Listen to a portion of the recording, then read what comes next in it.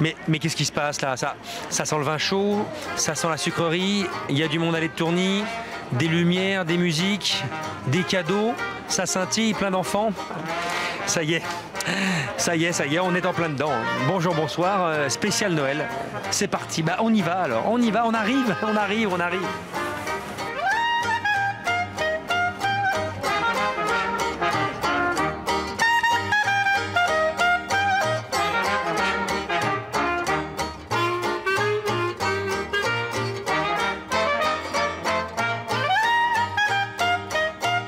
Voilà, on est ici place de la Comédie en direct, on attend le maire d'une seconde à l'autre. Est-ce que ça va les gens, vous allez bien? Oui, on va bien. Ils vont bien, ils sont assez sages. Et je suis avec des enfants parce que Noël, c'est quand même la fête des enfants. Alors il y a Aliénor, il y a Léo, il y a Léonard, et Auguste et Cassandre. Ça va Cassandre? Oui, t'as quel âge ma puce? On dirait un peu Jacques Martin là. Tu as quel âge? 3 ans. Qu'est-ce que tu as demandé au Père Noël? Un cadeau. Et quoi comme cadeau? Un bonbon au chocolat.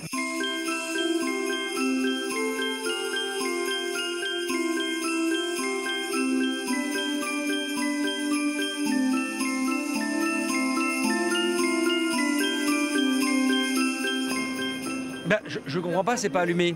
Et pour cause, le coup d'envoi des illuminations sera donné dans quelques minutes et grâce à un homme, un seul, un homme qui sauve la planète, enfin presque. C'est Ghislain Luneau, le responsable des illuminations ici dans la ville de Bordeaux. Et alors on peut le dire, Ghislain, on n'appuie pas sur un interrupteur, c'est avec un petit boîtier que le maire va donner le coup d'envoi vraiment? C'est ça, tout à fait, un petit palme sur lequel il va appuyer et il va allumer toutes les illuminations de la ville d'un seul coup. Mais alors concrètement, vous êtes relié à quoi là? Là, c'est un réseau haute fréquence qui permet en fait de parler à chacune des guirlandes. C'est un tout petit boîtier. Oh, l'homme qui parlait à l'oreille des guirlandes grâce à ce petit boîtier. En appuyant dessus, ça allume d'un coup les 328 000 LED et les 36 km de guirlandes? C'est ça, exactement. La totalité, à 2-3 bricoles près. Toute la ville s'allume jusqu'au bout du cours de Verdun, par exemple, ou en bas du cours du Chapeau Rouge, de Victor Hugo, partout. Oh la chance, j'aimerais bien moi pouvoir appuyer sur le bouton et le faire, mais non, c'est réservé au maire de la ville. Monsieur le maire, tout à fait. Ça demande une préparation de combien de temps ça, pour que tout soit coordonné?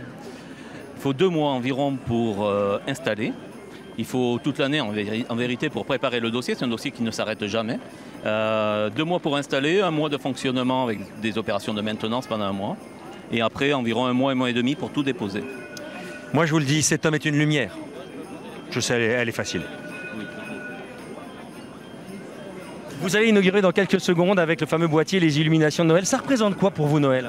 C'est la fête, hein. Vous savez, dans le monde où nous vivons, où parfois on a quelques raisons de morosité, c'est bon de se retrouver dans une ambiance un peu chaleureuse et festive. C'est ça le sens de Noël, qu'on soit croyant ou pas croyant.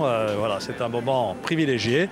Et donc la ville va se mettre en lumière avec évidemment un souci de protection de l'environnement, puisque à peu près 100% de nos petites ampoules sont des LED, comme on dit, c'est-à-dire à très faible consommation électrique. Donc je vais appuyer sur le bouton. Et pour vous, l'homme que vous êtes, l'enfant que vous étiez, Noël, c'est quoi comme souvenir? Toujours l'émerveillement. Pour moi, c'était la crèche, c'était la messe de minuit. Pas pour l'enfant, mais pour l'adolescent. Et puis la famille aussi, les cadeaux échangés. C'est une tradition qui reste très vivante aujourd'hui encore. On se retrouve les uns avec les autres autour du sapin, je le répète, avec une portée religieuse ou pas, tout ça dépend, mais tout le monde est heureux de vivre ce moment. Cette année, monsieur le maire, vous devriez commander un bâton le pèlerin, parce que je crois qu'en 2015, vous allez beaucoup marcher ici et en France. On est encore en 2014, alors voilà, je vais aller inaugurer le marché de Noël, qui est aussi très apprécié. Vous avez vu qu'il y a des tas de sapins dans la ville, donc voilà, ne pensons pas à des choses qui pourraient fâcher. Hein. Ah ben non, mais il faut préparer un peu l'avenir. Hein. Absolument, mais c'est pour ça que je marche déjà, je m'entraîne, vous voyez. Allez, je vous laisse partir vers votre destin. Je vous souhaite un bon mois de décembre et de belles fêtes.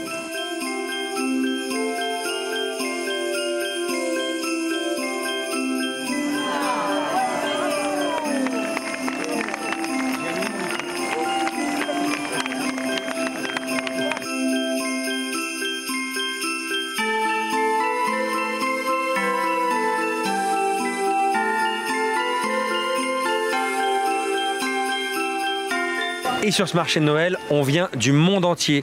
Ce monsieur s'appelle Pietro Paratore et il vient de Sicile. Buonasera. Buonasera lei.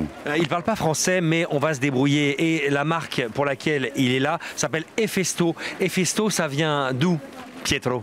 Allora, la ditta Efesto viene dalla Sicilia, dai pendici dell'Etna e produciamo pietra lavica e ceramizzata. Je suis Monsieur Possiamo Paratore. realizzare Je là fais de la qualunque vaisselle, cosa. des tables pour la cuisine, des objets pour la maison.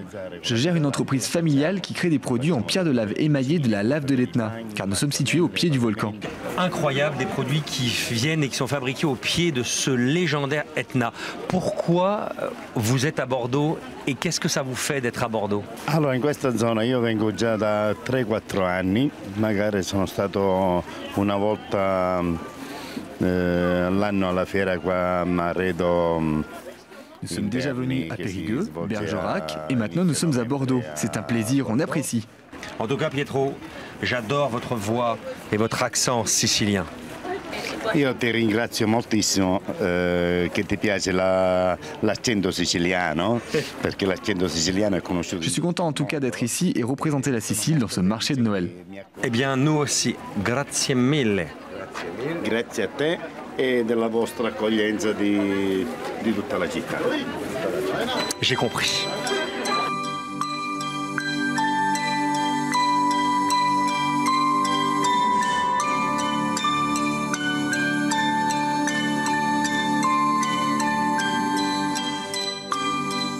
Ouvrir à ces festivités de fin d'année, les petits de l'école de l'Assomption à Bordeaux vont ouvrir ces illuminations avec des chants de Noël en anglais.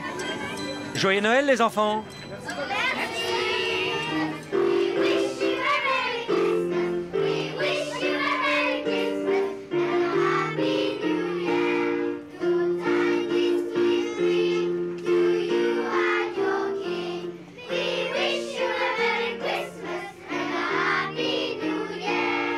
Coucou, je suis là. Où? Oui, je suis là, caché derrière les pains d'épices. Bienvenue dans le temple du miel, direction les Landes, à Gamarde-les-Bains, grâce à ce jeune homme, Erwin Bialek de Bialek Apiculture. Vous êtes dans le miel jusqu'au cou depuis tout petit? C'est ça, déjà depuis mon grand-père. Mon grand-père qui m'a mené à l'âge de 5 ans déjà sur les ruches. Alors incroyable, donc vous avez baigné dedans comme Obélix dans la potion magique. Et aujourd'hui, bah voilà, pour vous, c'est votre vie, ça, ces produits qui viennent des Landes, ces produits nobles. C'est ça, exactement. On a commencé par le miel et puis après, on a commencé à développer un peu pain d'épices, tout ce qui est après le nougat, les confitures au miel, tous les dérivés de l'apiculture, tous les produits de la ruche.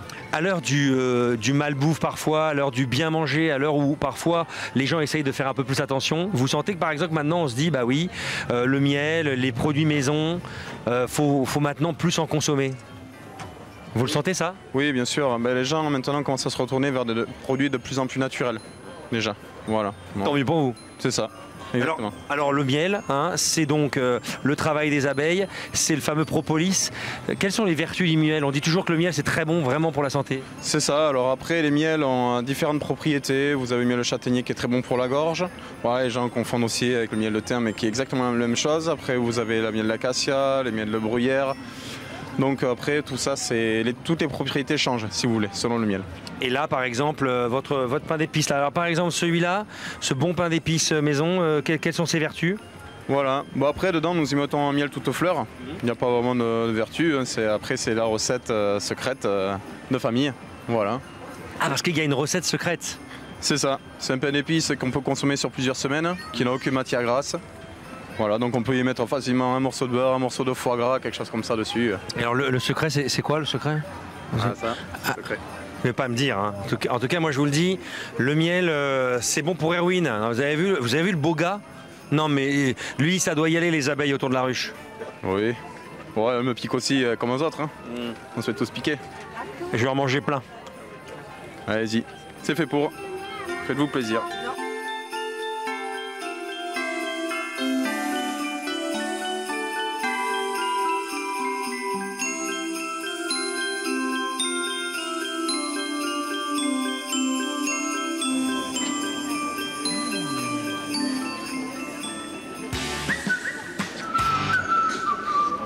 Et Noël, bien sûr Noël, ce sont les paillettes, c'est la fête. Mais ce qui est bof, c'est qu'à Noël, période de solidarité, beaucoup de gens sont parfois dans le besoin. Micheline Favreau-Serrato, vous êtes la vice-présidente des commerçants de Bordeaux. La solidarité dans ce marché de Noël, c'est vraiment quelque chose qui compte. Absolument. Et là, justement, nous accueillons ici pour la seconde année des commerçants que nous avons appelés des commerçants solidaires, bien évidemment qui sont soutenus par la mairie de Bordeaux. Et ça, nous permettons, là nous avons donc 4 commerçants, nous leur permettons de venir donc exposer leur création et surtout leur permettre de pouvoir entrer dans un modèle économique qu'ils n'ont pas connu jusqu'à présent et les aider vraiment à démarrer dans la vie. Et je suis vraiment très heureuse de les accueillir pour la seconde année. Voilà, on est dans ce fameux stand, le stand des commerçants solidaires. Alors il y a d'autres solidarités, puisqu'évidemment on pense aux enfants, on pense aux personnes handicapées aussi. Bien sûr. Alors normalement, juste derrière nous, mais ils viennent de partir, nous accueillons donc les Paralysés de France qui vont effectivement vendre des billets de tombola, puisque l'association, comme toutes, a quelques difficultés, puisque les subsides de l'État sont moins importants, comme toutes les associations. Donc ça permet effectivement, en vendant des billets de tombola, de pouvoir continuer à aider toujours les mandants de leur association. Et puis bien évidemment, toujours notre opération à destination des enfants dont les parents sont donc bénéficiaires des Restaurants du Cœur. Nous sommes malheureusement cette année, il y en a encore beaucoup plus. Et là, toujours aussi juste derrière à l'accueil, eh bien nous avons donc là, nous faisons une récolte de jouets, de jeux, tout ce que les enfants ne veulent plus, qui est en état, qui n'est pas abîmé, eh bien, ils peuvent venir le déposer ici, ou leurs parents, leurs grands-parents. Et l'année dernière, nous avions recueilli plus de 7000 cadeaux pour les enfants, et ça fait vraiment, c'était un grand bonheur. C'est comme ça Noël, quelque part il faut en profiter, l'état d'esprit de l'être humain est un peu plus généreux, allez savoir pourquoi, mais tant pis, on en profite. Bien sûr, et moi je suis très heureuse effectivement de pouvoir à la fois accueillir les commerçants solidaires, aider les Paralysés de France et aider les enfants aussi, parce que c'est Noël, c'est aussi les enfants, il ne faut pas l'oublier, mais c'est le partage aussi, voilà. Oh, ça y est, le Père Noël est arrivé. Ouh, il me tarde d'ouvrir les cadeaux. Mais ce qui est bof, c'est que pour prendre une photo avec lui, c'est 8 €. Oh.